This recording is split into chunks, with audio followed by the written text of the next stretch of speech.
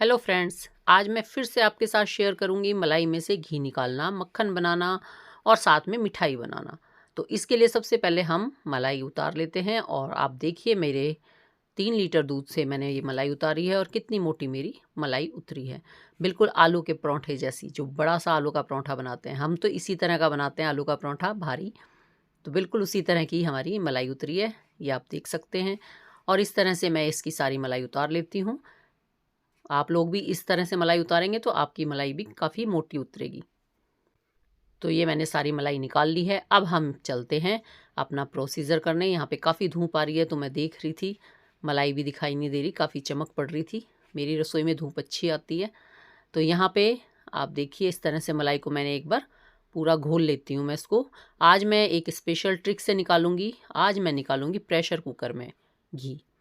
तो ये मैं भी फर्स्ट टाइम कर रही हूँ, क्योंकि मेरी एक फ्रेंड ने मुझे बोला कि दीदी ऐसे प्रेशर कुकर में घी निकाल के दिखाओ और बताओ क्या ये सही प्रोसीजर है, क्या इस तरह से अगर हम घी निकालते हैं तो अच्छा निकलता है। तो उनके कहने पे मैंने आज प्रेशर कुकर में घी निकाला है।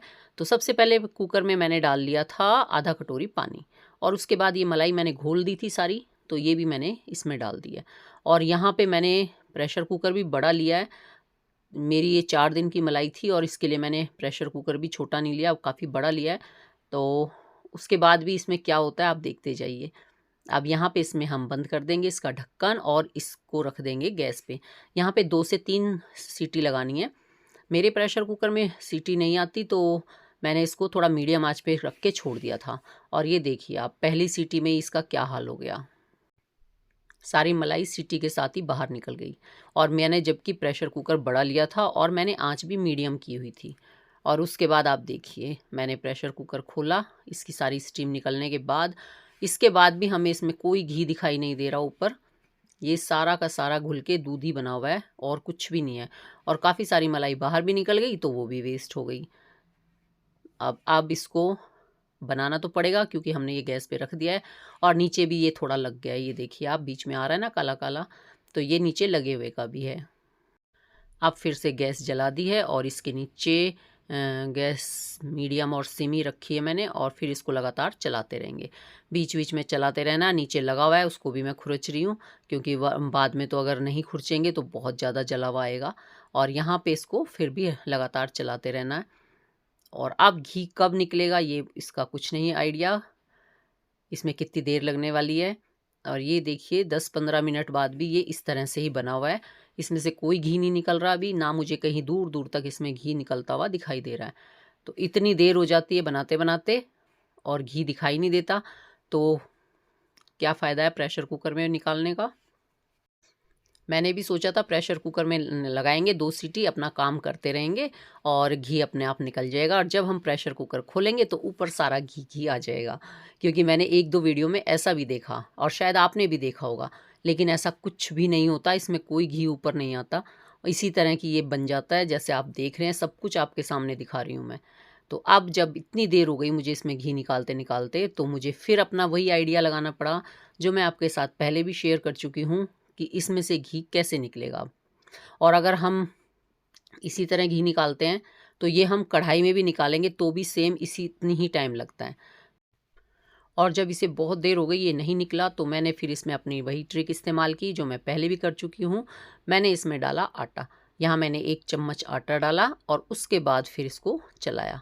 और इसके बाद देखिए आप कितनी जल्दी घी निकल के तैयार हुआ। तो जब तक मैं इस तरह मलाई का घी निकाला है, मैंने 1-2 बार बनाया है इस तरह, वो बिल्कुल भी नहीं निकलता जब तक मैं उसमें आटा नहीं डाल देती। और आटा डालने के बाद ये बहुत जल्दी घी निकल जाता है। तो अब फिर इसे चलाएंगे और 5 मिनट बाद ही आप देखो बहुत बढ़िया से ये तैयार हो जाएगा। बस जब हम इस तरह आटे वाला घी निकालते हैं तो हमें उस घी का इस्तेमाल करते वक्त सोचना पड़ता है, क्योंकि उसे हम फास्ट में नहीं खा सकते और ना दिया बत्ती जलाने में काम में लेते, तो इसको अलग ही रखना पड़ता है। और अब ये मैंने निकाल रही हूँ और इसमें दिखाई देने लगा है कि घी निकलने लगा है। और बस अब हम इसको थोड़ी देर और पकाएंगे ताकि ये सारा घी अलग हो जाए और इसका मावा अलग हो जाए। अगर हम डायरेक्ट मलाई से भगोने में या कढ़ाई में घी निकालते हैं तो भी हमारा इसी तरह निकलता है, और अगर हम कुकर में निकालते हैं तब भी हमें कोई फ़ायदा नहीं है, इसी तरह हमारा प्रेशर कुकर में निकलता है। तो यहाँ पे प्रेशर कुकर में निकालने का आइडिया तो बिल्कुल फ्लॉप है, मुझे तो बिल्कुल पसंद नहीं आया, क्योंकि इसमें मलाई भी जब ऊपर आ रही थी तो हमें दिखाई भी नहीं देती और वो बाहर निकल जाती है। कढ़ाई में या कुकर में भगोने में बनाते हैं तो हमें नज़र तो आता है कि हमारी मलाई ऊपर आ रही है और हम उसको चला देते हैं, तो इसमें तो कुछ दिखाई नहीं देगा और पता लगेगा सारी मलाई बाहर। और अब फिर मैं इसको चलाती रहूँगी लगातार। वैसे मैं हमेशा 4-5 दिन बाद घी बनाती हूँ, तो मुझे आइडिया था कि ये प्रेशर कुकर का आइडिया चलेगा नहीं, मेरे को परेशान करेगा, पर मैंने फिर भी ट्राई किया एक बार वीडियो बनाने के लिए, क्योंकि मेरी फ्रेंड ने बोला था बनाने को, और आपने देख भी लिया कि इसमें सच में बहुत परेशानी होती है। हमें इससे अच्छा तो भगोने या कढ़ाई में ही निकालें तो वो ज़्यादा बेस्ट है, और उतना ही टाइम लगता है इसमें भी और भगोने में भी, कोई फ़र्क नहीं पड़ता। तो यहाँ मेरा ये निकल चुका है, मैं इसको थोड़ा सा और पका लूँगी और उसके बाद मैं कर दूँगी गैस बंद, जब ये बिल्कुल अलग हो जाएगा। तो अब ये मैंने कर दी थी गैस बंद, और अब यहाँ मैं इसको छान लेती हूँ सारे घी को। अगर हम इस तरह से घी निकालते हैं तो हमारा मावा ये बहुत सारा निकल जाता है, क्योंकि जो हम पनीर निकालते हैं वो पनीर भी बच जाता है, या जो मट्ठा बनाते हैं उसका दूध बच जाता है, और उसके बाद जो हमारा खुरचन निकलती है वो भी इसमें बच जाती है। तो सारी मतलब इसमें और कुछ नहीं निकलेगा, इसमें सिर्फ आपका मावा निकलेगा और घी निकलेगा। तो 4-5 चीज़ें हम वैसे निकालते हैं ना, यहाँ पे सिर्फ हमें 2 ही चीज़ें मिलेंगी, पर बहुत सारा मिल जाता है। मावा देखिए आप, 4 दिन की मलाई में कितना सारा मावा बन गया है, और घी तो कुछ कम ही निकला, क्योंकि काफ़ी सारी मलाई बाहर निकल गई थी, तो नुकसान हुआ। लेकिन चलिए, वीडियो दिखाने के चक्कर में, आपको बताने के चक्कर में थोड़ा नुकसान तो भुगतना पड़ेगा। अब मेरा नुकसान तो हो चुका है इस तरह से घी बनाने के चक्कर में, तो अब आप लोग वीडियो को लाइक और चैनल को सब्सक्राइब करना तो बिल्कुल मत भूलना, और इस नुकसान की भरपाई करने के लिए आप मेरी इस वीडियो को ज़रूर शेयर कर देना अपने फैमिली और फ्रेंड में, ताकि कोई भी फालतू का पंगा ना ले और इस तरह से घी बनाने के चक्कर में अपना नुकसान ना करे। तो ये नुकसान की भरपाई में आप मेरी हेल्प ज़रूर करेंगे, मुझे पूरी उम्मीद है।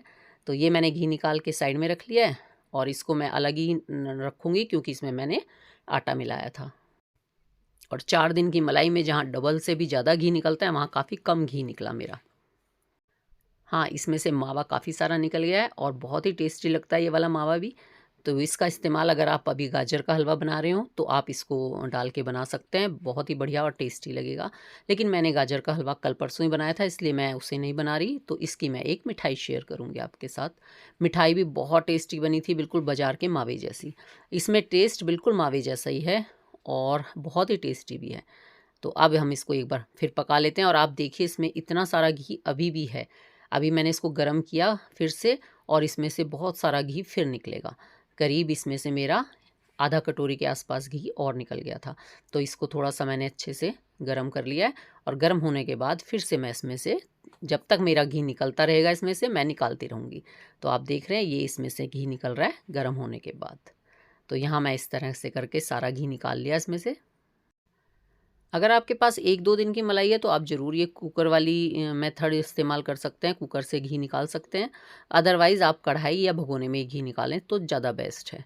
इसमें कोई फ़ायदा नहीं है, कोई जल्दी नहीं निकलता। ये मेरा एक्सपीरियंस है, मैंने आपको सब कुछ सामने दिखाया है। तो इसमें से गरम कर के जितना घी निकल सकता था मैंने सारा निकाल लिया है। करीब 1 कटोरी से थोड़ा-सा कम निकला था। और अब मैं इसकी बना लेती हूँ मिठाई, क्योंकि ये मावा सच में बहुत टेस्टी है। इस मावे की आप कोई भी मिठाई बना सकते हैं, लेकिन यहाँ मैं सिंपल सी मावे की मिठाई बनाऊँगी, खोए वाली मिठाई। तो यहाँ मैंने डाला है इसमें गुड़, क्योंकि थोड़ी-सी हेल्दी भी बना लेती हूँ, और गुड़ डालने के बाद इसको अच्छे से मिक्स करेंगे। यहाँ पे चीनी डाल सकते हैं, चीनी डाल के बनाएँगे तो भी बहुत टेस्टी बनेगी, क्योंकि गुड़ सबको पसंद नहीं आता, और गुड़ की मिठाई भी हर कोई नहीं खा सकता। बच्चे तो बहुत नखरे दिखाते हैं, लेकिन अगर आप ये बनाते हैं तो लगती बहुत टेस्टी है। और ये मैंने एक बार पहले भी इसी तरह से निकाला था, आपको याद होगा, मैंने गुड़ डाल के घी निकाला था, बहुत ही बढ़िया घी बनता है। तो उसका जो मावा बचा था मैंने उसको टेस्ट किया था, बहुत टेस्टी लग रहा था। तो यहाँ इसीलिए मैंने गुड़ डाला है, वरना शायद मैं भी गुड़ नहीं डालती, क्योंकि गुड़ वाली मिठाई बहुत कम पसंद आती है लोगों को। लेकिन जैसे मैंने उस दिन देखा था कि गुड़ का टेस्ट बड़ा अच्छा आया मावे में, तो यहाँ पे मैंने इसीलिए इसमें भी मावा डाला। और इसके बाद इसमें मैंने डाल लिया थोड़ा सा नारियल बुरादा, और कोई ड्राई फ्रूट डालने हो तो आप इसमें खूब सारे डाल सकते हैं, जो भी आपकी इच्छा हो। पर मैंने सिर्फ नारियल बुरादा डाला है और कुछ भी नहीं डाला। और इसके बाद हम इसको इतना सुखाएंगे जो ये कढ़ाई छोड़ने लग जाए। अगर हम इससे पहले हटा देंगे तो ये बहुत ढीला ढीला रह जाता है, और अगर इसको इतना पकाना है कि ये कढ़ाई अच्छे से छोड़ दे। इसके बाद हम इसको सेट करेंगे तो हमारी मिठाई बहुत जल्दी सेट हो जाएगी। सिर्फ 1 घंटे बाद ही आप इसको काट के खा सकते हैं, और बहुत ही ज़्यादा टेस्टी भी लगेगी। आप देखिए, अब आपको पता लग रहा है ना, इसने अच्छे से कढ़ाई छोड़ दी है।